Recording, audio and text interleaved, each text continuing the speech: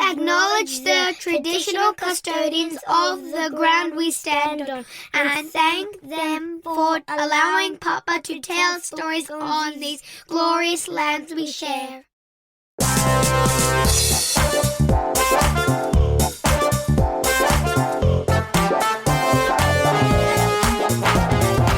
Our guest on this episode of 3 Food Memories is perhaps our most well-known guest to date.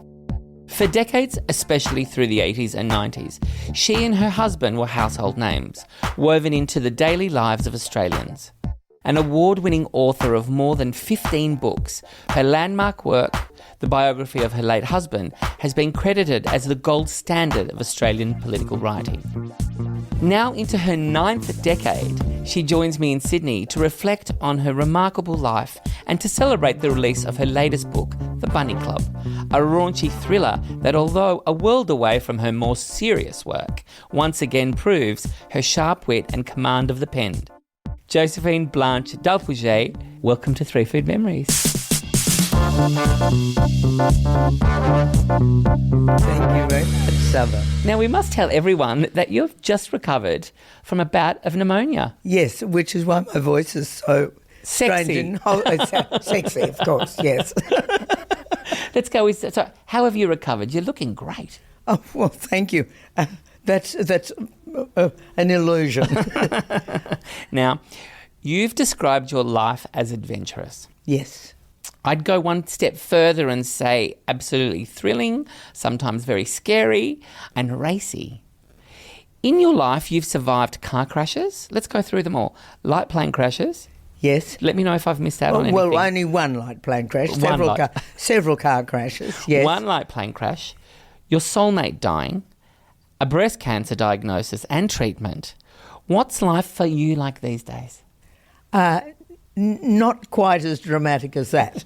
Calmer, let me say, and very, very pleasant.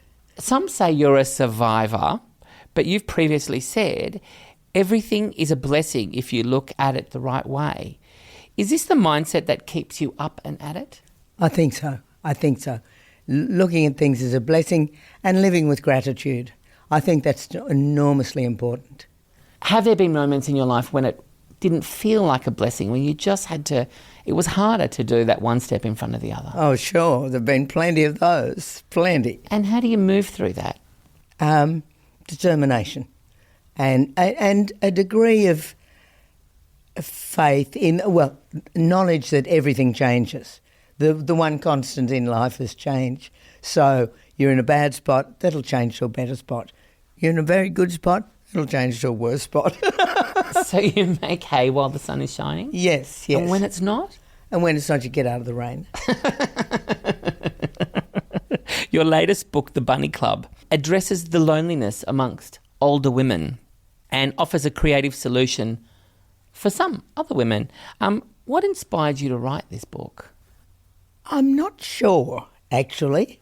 Because the most obvious thing to say is, well, you know, you're an older woman, you're writing about these women, yes. and you're single, you're on your own now. Yes. But I just don't feel that's kind of the trigger for you. Well, I honestly don't know now, because I did start writing it several years ago. Look, it was because it's a murder mystery, and I'd never done a murder mystery before, and so I had to do it and redo it to get it straight, to get it right. There's a certain way of doing these things, and I just had to teach myself. What was it like going through the machinations of the plotting and the characterisation? Oh, it's very interesting, because you've got to at once throw out a little trail of breadcrumbs to the true solution, and also shoals and shoals of red herrings to mislead the readers. And did you find yourself misled in what you were creating? No, I wasn't misled, but I was hoping it would mislead them. And indeed, I interviewed a lot of people for this book, including a couple of detectives, and the one person who very early on picked the guilty party, I won't say the murderer or murderers, was a detective. Just straight up. They think differently from us. So you had to think like a detective? I guess I had to, yes. But it was so interesting that of all my friends who I got to read it, none of them picked until the very end, knew who'd done it. But the detective knew right early on. Tell me, did, writing about loneliness in other people, did that help ease, I'm presuming, your own loneliness? It's hard to say, but I did observe it in so many of my older and younger women friends who'd become widows. And I think it's a very big area that's happening. Well, it's now being recognised as it's extraordinarily socially important to address loneliness. Do you think loneliness can be dispelled? Yes. How would you... What would be one or two tips? Well, for me, it's probably meditation is the most important. Obviously, social contacts and eating out and seeing your friends. But that's not always available to all people, is it? It's not. Meditation is. Yeah. Anybody can do that if they'll persist and learn how to do it. And is that something that you've done your whole life, meditation? Since I was 28. Wow. And what? And you go to a place of stillness? I try to go to meditate always in the same spot. Physically the same spot. Though after a while you can do it anywhere. You can do it sitting on a train with 1,000 people talking. But preferably same spot, same time, sit down, and that's it. And it's my spot. And nobody else uses that. Nobody else's energy comes in there.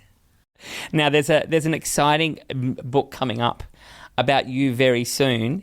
Is it exciting to have somebody else write about you? Oh, look, it was horrifying. It was fun.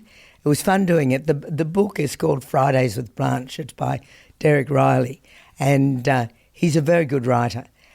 He'd previously done a book called Wednesdays with Bob, and then he did a book with Gopalil, and now me, and I was horrified at some of the stuff he turned up. It was just, I really didn't want to know it. What was your involvement in Derek's book? Oh, he would come and see me, not necessarily on Fridays, but often on Fridays, and we'd have a couple of hours interview, or often we'd have a guest to lunch, and they would talk about an old friend of mine, and they'd talk about life that they'd known me for when I was young and mad and in my 20s, or even younger, and then he'd go away and write about it. But he did a lot of research, for example, on my cancer treatment and breast reconstruction, which I had deliberately not wanted to know. So I did read it and it was yucky. Were there things in the discussions during the lunches that you were like, oh, no, I don't want that in the book? But you had to, it would have been very hard to tell your story without those bits. I was pretty frank. There was very little that I did cut out. The publishers cut some stuff out because they thought that they'd get sued. You can't say what you want, even in your later years you're going to get censored. Is that right? Well, they thought that I wouldn't be in trouble, but they would be in trouble from the person being talked about. What were some of the meals that you had during these lunches? Oh, well, it was funny. I've got to confess to you and your audience, I've had COVID twice and long COVID, and I've completely lost my sense of smell and taste. So I now can't taste anything, and nor have I been able to for over 2 years. What's that like? Weird. It's extraordinary what you get used to, and I've got used to it. But so what we used to have, what Derek would bring for lunch, would always be a very wonderful sashimi salad, and because everybody will eat that, that's what we ate. So let's go to a time when you could smell and taste things. Yes. Your first food memory, it's typically Australian, Anzac biscuits on the water. Yes. My mum was a very good cook, and we used to go sailing every week, both days of every weekend, unless it was steaming with rain. And back in those wonderful days, those halcyon days of the 40s and 50s, It never rained in summer in Sydney, as I remember it. So we used to go sailing and we'd always take lunch, but part of the lunch was Anzac biscuits. And I've never forgotten them. She made a very good Anzac biscuit. What was the strongest memory of those weekends sailing? Oh, it was adventurous because we used to sail into far fewer boats on the harbour then, and there were many more fish and many more interesting sea animals, sea creatures, so like bêche de mer and so forth, and lots of sea urchins. And we used to sail from Rushcutters Bay usually up to Quarantine and more there and have lunch on board, but also explore lots of the other small bays en route. And I'd go ashore as a kid and investigate the rock pools and pick up the bêche de mer, which was lovely picking them up, the great big squishy black things, and poke my finger into sea anemones, which probably wasn't very good. But yeah, there were all sorts of really interesting marine life. We used to see penguins and lots of dolphins. Penguins around around Quarantine. Yes, lots of little penguins. Blanche, as you go back and talk about this time, I see your demeanour change into a beautiful little girl, and even your body language and your hands and your voice. Why are those halcyon days so memorable to you? I think everybody's childhood is memorable, for good or for bad. One hopes for good. Mine was very much for good. You're sort of filled with divine potential as a child, and that's how adults see you. You don't see it yourself, but I think that's how adults see you and treat you. Do you think you fulfilled your divine potential? Not as my parents would have wished me to. I have to say, they were rather horrified at a great deal of my life. But yes, I think I did. And there's more to come. I was just about to say, but you beat me to it. You're not pushing little daisies up yet, are you, Blanche? No. So I hear you're an expert fisherwoman also. I was pretty good. Well, small fish, yellowtail and tailor and so forth. I did, though, actually, when I was older, and Bob and I used to do a lot of fishing. Our honeymoon was a fishing holiday, and I used to catch some pretty good fish. And I can't fish to save myself. So What is the trick? Is it patience? It's partly patience and it's partly luck. And or was it? What about Blanche magnetism? Do you think? Yes. There's a lot of excitement. What's thrilling is you've caught something and you don't know what it is, and you're looking down into the water, waiting until you see that first sign of colour. So is it going to be red? Is it going to be silver? It's going to be grey, which is a shark. You usually know when you've got a shark on because they're so damn strong, even the small ones. And what did you do with them? Oh, well, the men in the grey suits are not very favoured by fishermen, because half the time you might be pulling your fish in, damn shark will come up and bite it off the hook. So from the get-go, you become this resilient person, aren't you? There's nothing's going to get you. If you're not scared of sharks, well, you're not scared of anything. Not much. You're an only child. Yes. We spoke earlier about loneliness. Were you ever lonely as a child? Honestly, I don't think I was. There was lots to do. I had a pet. I spent a lot of time with my mother and my father. And I always found life interesting. We had a lovely big back garden and there was all sorts of Where stuff. did you grow up? Darling Point. Oh, of course, right on the harbour. Yeah. And we could see our boat from the house. Where did you go to school? Skeggs, Darlinghurst. Just around. Oh wow, just down the hill. Yes. So you would have seen a great deal of fun, the colour, and you would have seen enormous changes. Oh yes, but what was extraordinary? So here I was going to this rather posh, girls-only grammar school, and walking to school from the bus used to pass a lot of brothels, And there would be at sort of 8:30 in the morning, and the prostitutes would be hanging in their doorways having a cigarette and still in their dressing gowns. We used to see all of this. It was funny. Where did you meet the boys? Oh, on the school bus. What school were they at? Scots or grammar. And did you keep them tidy? Oh, yes, very, very. No, my father was tremendously strict, so there was no boys were allowed. And when did you first... I can ask this question because I have read The Bunny Club. When did you first kiss a boy? Oh, I would have been at least 16. Yes, I think I was 16. Were you in control of that situation? Yes. It was...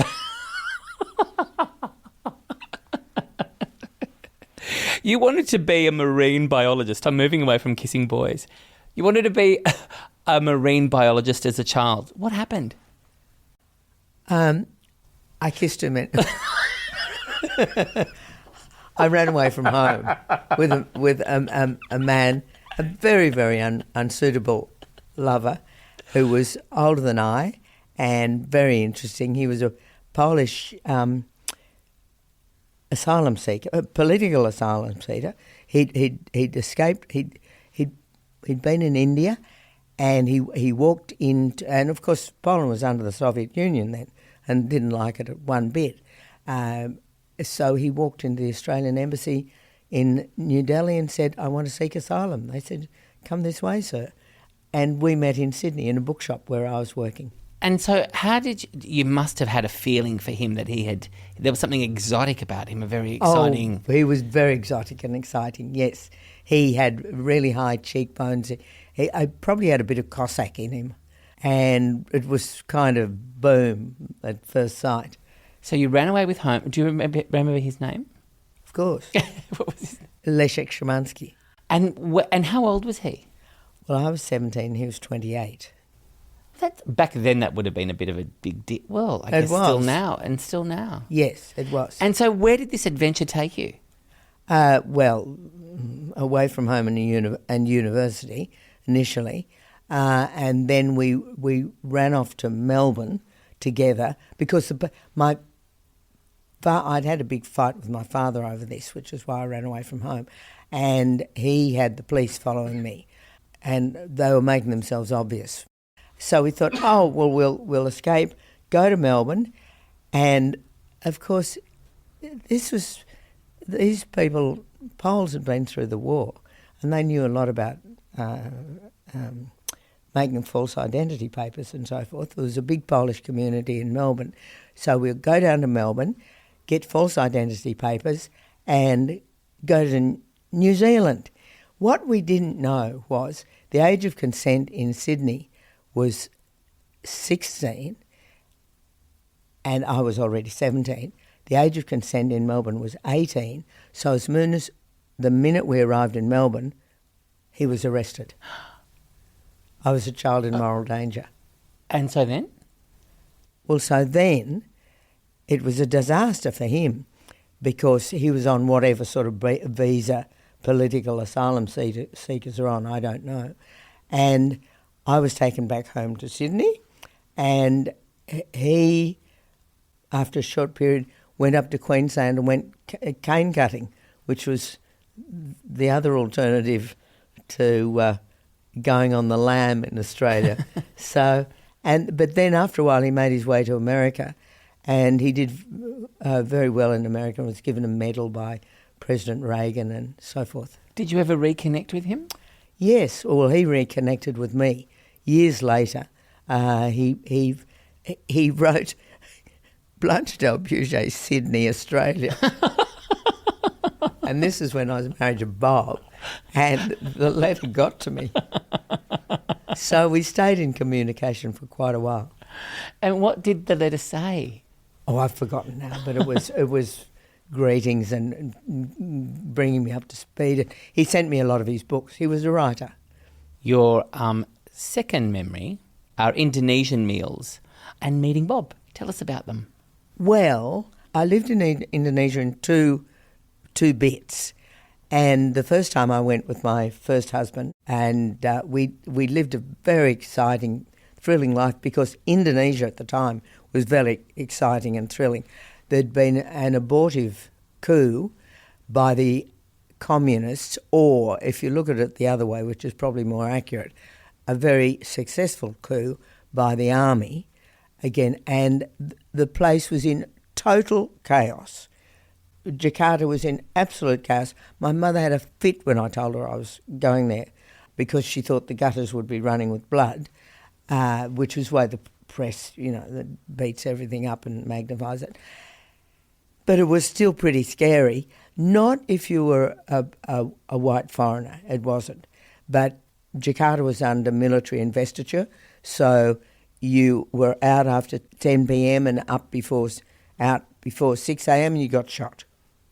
Quite simple. So the solution to that was to party all night. From wherever you were?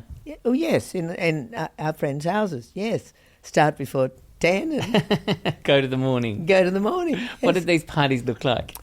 Oh, they were loads of fun, just loads of fun, because there was nothing else to do. There were no cinemas, or nothing was open. The inflation was 350%.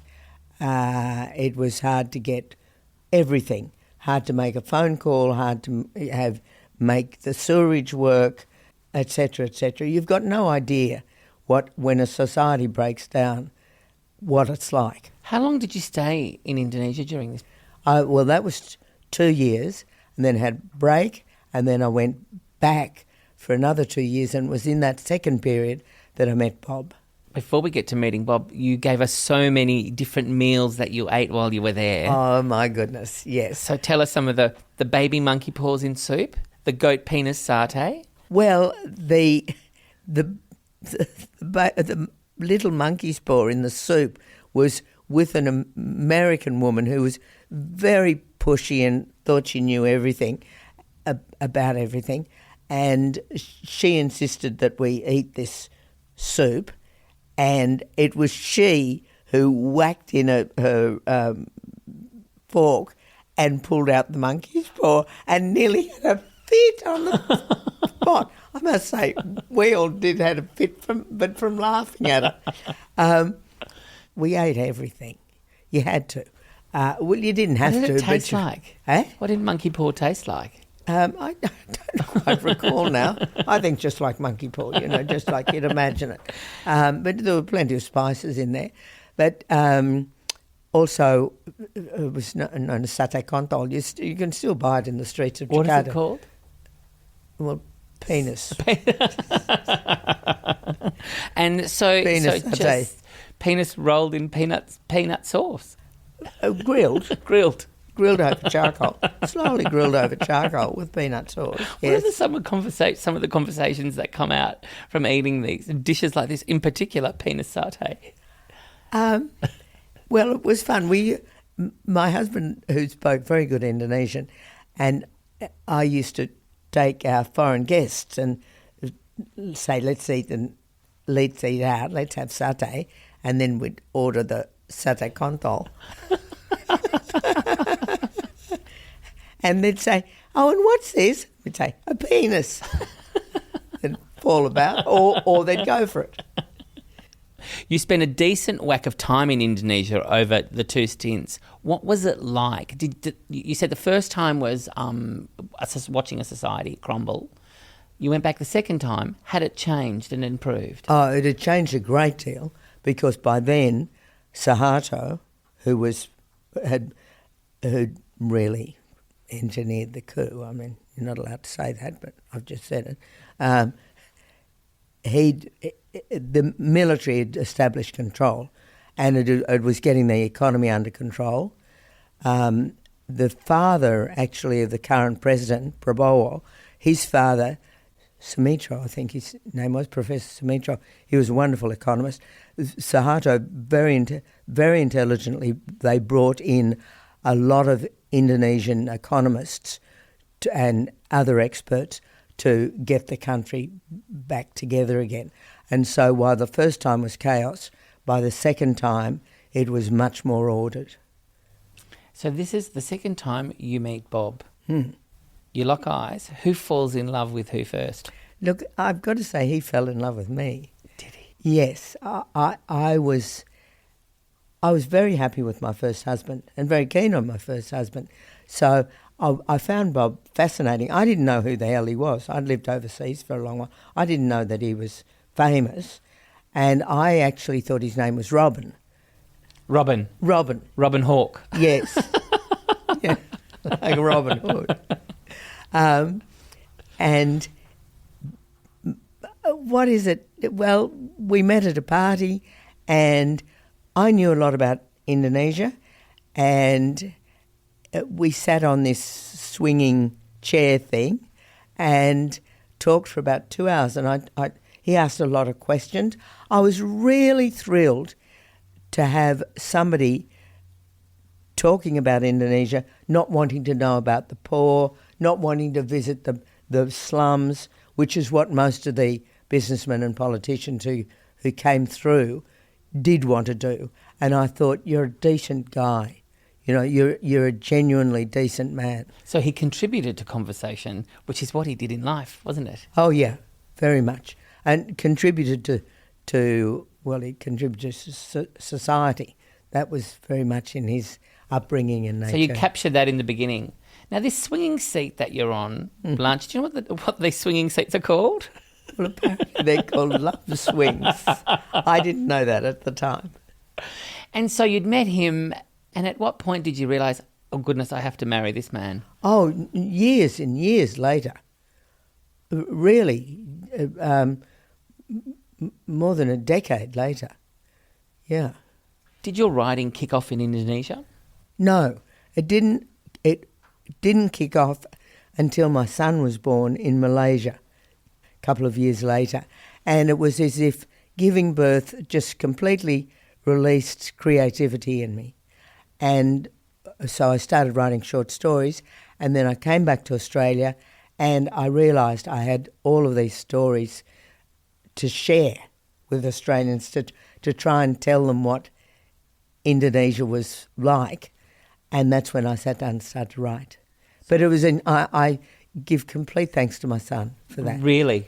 For pushing you through that? Yeah. Making you push him out and pushed out some books afterwards. So Monkey in the Dark was Monkeys in the Dark. Monkeys in the Dark was that was the first book I wrote. I couldn't get it published. It was a novel, and the economy had gone south at the time. So I then went and did a biography of Sir Richard Kirby, who'd had a lot to do with Indonesia in the very early days, before it was a recognised country. So that's when I got interested in the Australian Trade Union movement and the ACTU, which is what Bob was head of. Now, speaking about Bob, I read somewhere that Bob didn't want to marry you because he'd lose 3% of the votes. Exactly. When you look back at that moment, what was going on for you? Look, I understood that completely. I wanted him to be Prime Minister. I could. Why did you want him to be Prime Minister? Because I thought he'd be a very good Prime Minister. And things turned out, he was. And I could see that for him to cruel his chances by getting divorced then would be a disaster for him. I might say it would have been a disaster for me too, because I was way too young. Bob was 14 years older than I, and at that stage I hadn't actually had anything published but maybe Mediator, just the first biography. So I had a whole lot of work and living that I had to do before I was ready to. Was it a case of the relationship being put on pause? Oh no, it was a big breakup at the time. It was a volatile relationship. Bob's a volatile person. So that was a bust-up. And we had a number of bust-ups over the years. So we all know Bob instigated some pretty amazing, incredible changes to the nation. During his term, he floated the Aussie dollar, which was the best thing for our economy. Yep. he initiated Medicare, free medical assistance for all Australians. He passed legislation to prevent discrimination in the workplace, plus so much more. Did you have a sway or an influence in any of it? None. He had been thinking about politics since he was at least 12 years old. His uncle was the Premier of Western Australia, and the household was very political. His mother had great ambitions for him to lead the nation. He came from a Labor family? He came from a Labor family and a very religious family, Congregationalists they were. His father was a Congregationalist minister. His mother had big ambitions for him because she actually wanted him to be a girl. And the Bible had told her that she was going to have a boy and the government would be upon his shoulder. And she took this quite literally. So she was keen for him to go ahead and to lead the nation.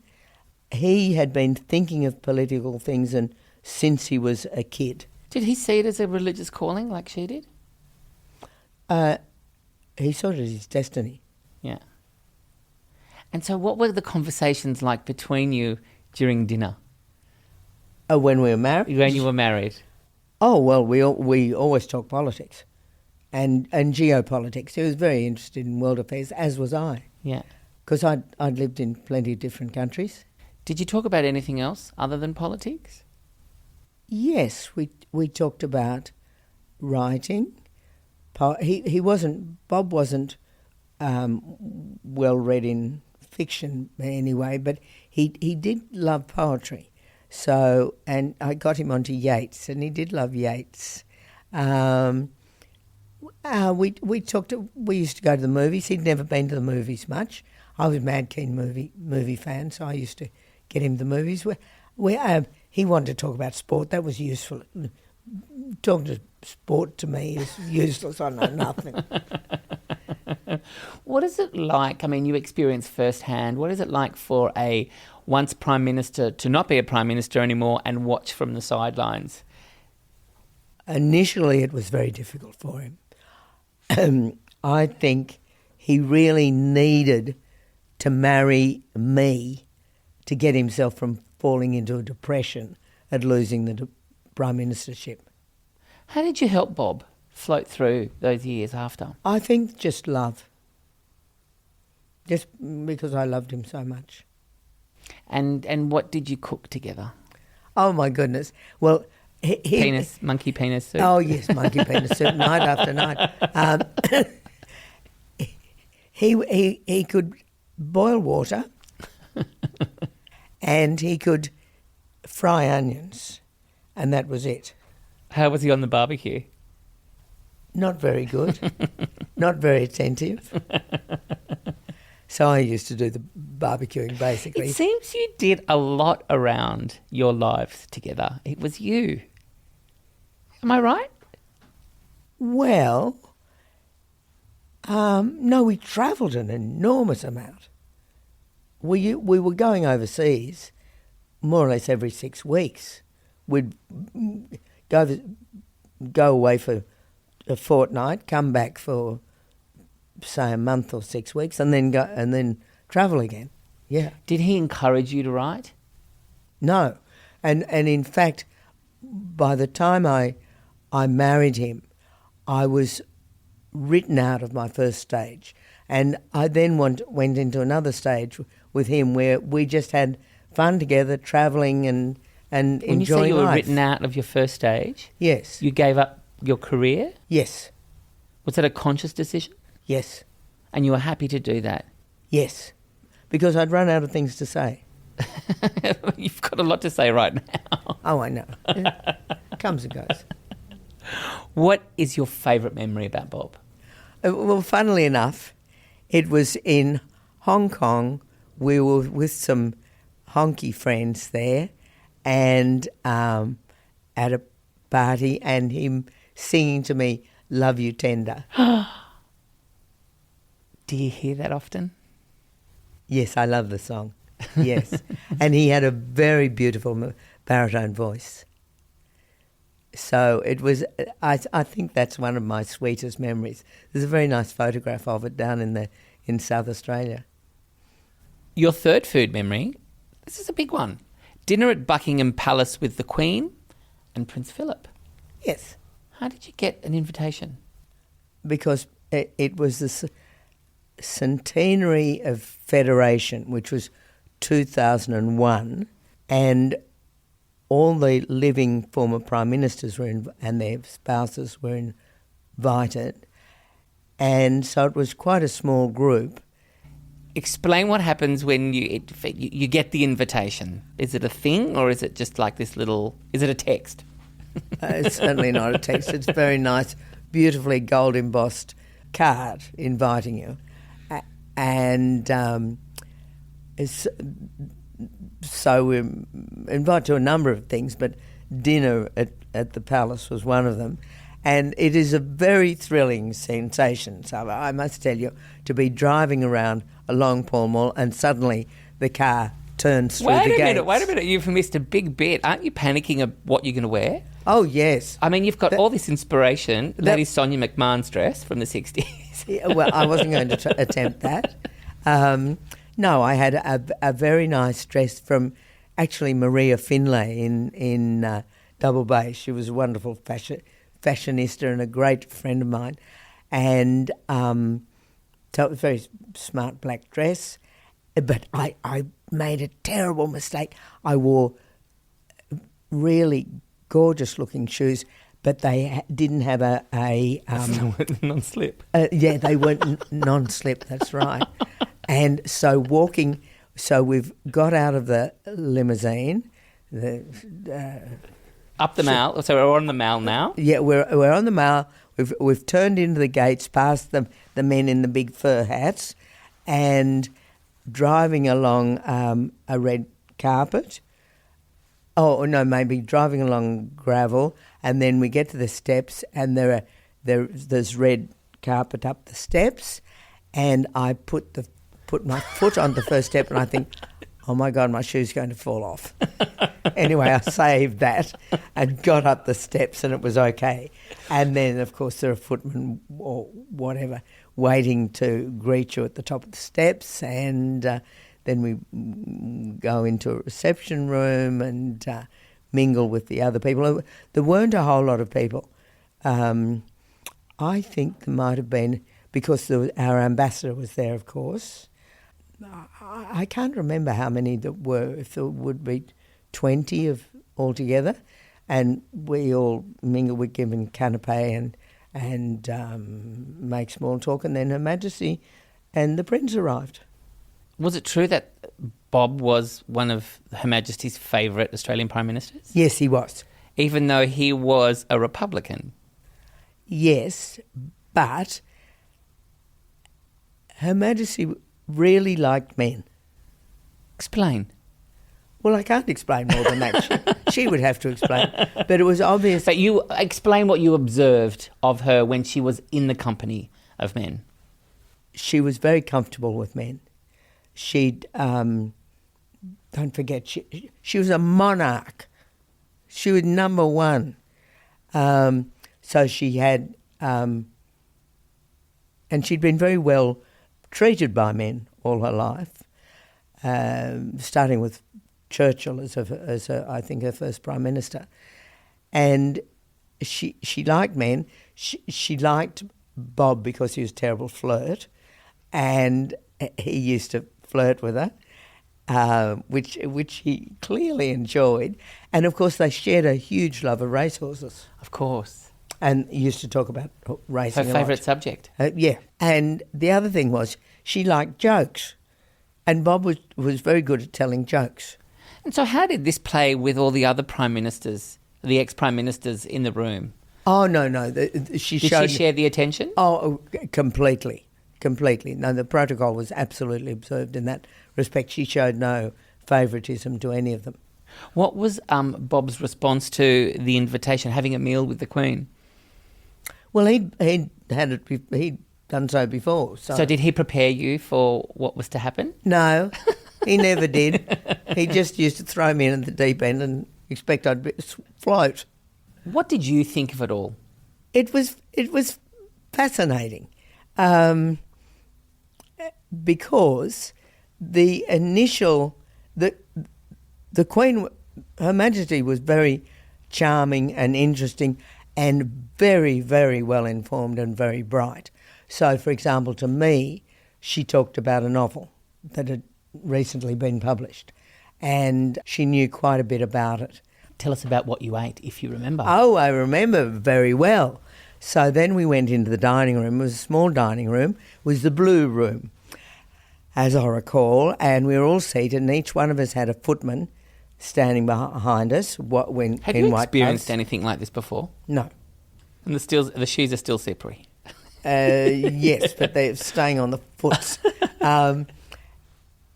And the footman pulls out the chair and whatnot. And that footman, or sometimes the footman was a footwoman, would exclusively serve you. So our first course, I must admit, I can't remember, but it was some sort of cold soup. And because it was honouring Australia, our main course was lamb. And then the third course, there might have been more than 3 courses, but the third course was they were very memorable because they were wild strawberries from the royal estate. And what was fascinating was I was sitting next to Malcolm Fraser, and he was watching the Prince eat, and Fraser said to me at one stage, "Look, the Prince has finished his strawberries and the Queen's still only eating a lamb." And it was like that. It was Liberty Hall. There was zero protocol. It was so relaxed. Was it for this? Do you think it was for this particular dinner? No, I think this was all sort of very friendly and a celebratory occasion. Maybe for a state dinner would be bigger and more formal and quite different. But this was in a small room. We were all talking to each other, and it was just very relaxed, like dinner with friends. Where do you sit in Australia's Republican debate? Oh, I'm just not interested in it anymore. I think there are so many more important things that are coming. I've got no doubt that we're approaching a war. That's how you feel right now? Yes. And what are you basing that on? Evidence. Look, everybody's rearming. America and China are going to fight, but whether they will fight directly or through proxies, and we would be an American proxy, is unknown, and whether it would be a kinetic war, a hot war, or whether it would be a cyber war, or whether it would be cutting undersea communication cables, got no idea. But a war is coming. Look what's happening in Europe. Look what's happening in the Middle East. Sweden has 3 years ago had a look over its shoulder at Russia and reintroduced national service. All countries are gearing up for a punch-up, but nobody knows when or where it'll happen. Are you frightened? Not for myself. I'm apprehensive for my granddaughter. Yeah. Because God knows what sort of a life those younger people are going to have. Blanche, you've chosen Inala as your social cause. Tell us about Inala. It's a Rudolf Steiner organisation started in 1951, I think. It's for what Steiner called in his terribly translated German English, curative education. So it started as a school, the first school, for children from as young as 6 months who were very mentally disabled. And the parents, there was nothing for parents before then. And it started off as a school, and over the years it grew, and now it set the benchmark for how to educate the intellectually disabled. And that's now been taken over by many other organisations, including the state.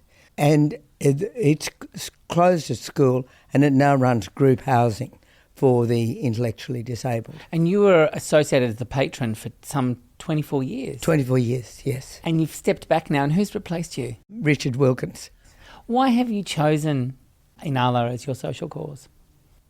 I always had a lot of interest in Steiner.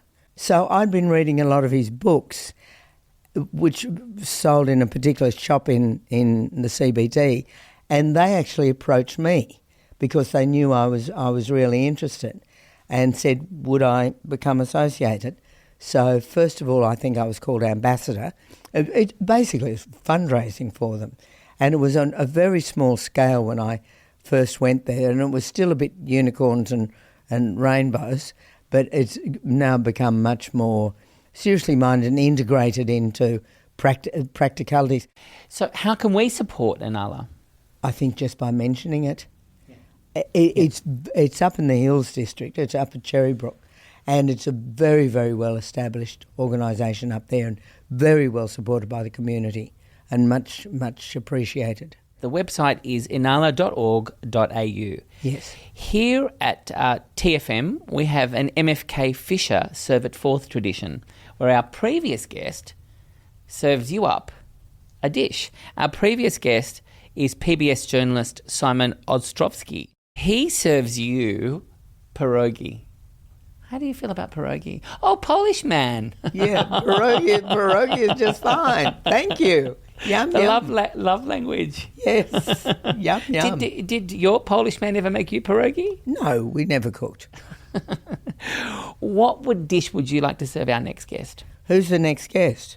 Our next guest, who will you... You're serving forward to Kenji Morimoto, who is a young, fresh Japanese-American fermenter, and he's based in London. Okay. I would cook for him barramundi. Have you caught it? Which I've caught. Which you've caught, Yes, yeah. Up in the Northern Territory. So barra with soy, olive oil and mirin perhaps, and ginger and shallot. That would be the main course. That would be the main course. Yes. Blanche, you have lived a full life and you've made it very clear you've got more years that you want to fill. Yes. What piece of advice do you have for us to live a big life? It always gets back to love. I think to have any sort of big life, you have to give a lot of love and be open to receiving love. And that expands you as a person and those around you.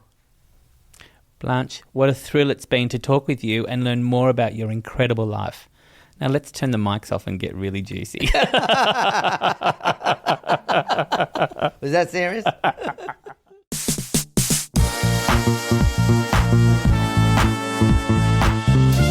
That's it for this episode of 3 Food Memories.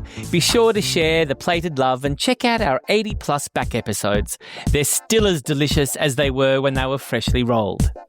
For all things TFM, head to the socials at 3 Food Memories. For more info and to send us a message, head to 3foodmemories.com. 3 Food Memories is edited by Lauren McWhirter with original music by Russell Torrance. Nasta kalafili and bye for now. Thank you for listening to Papa's podcast. Don't forget to like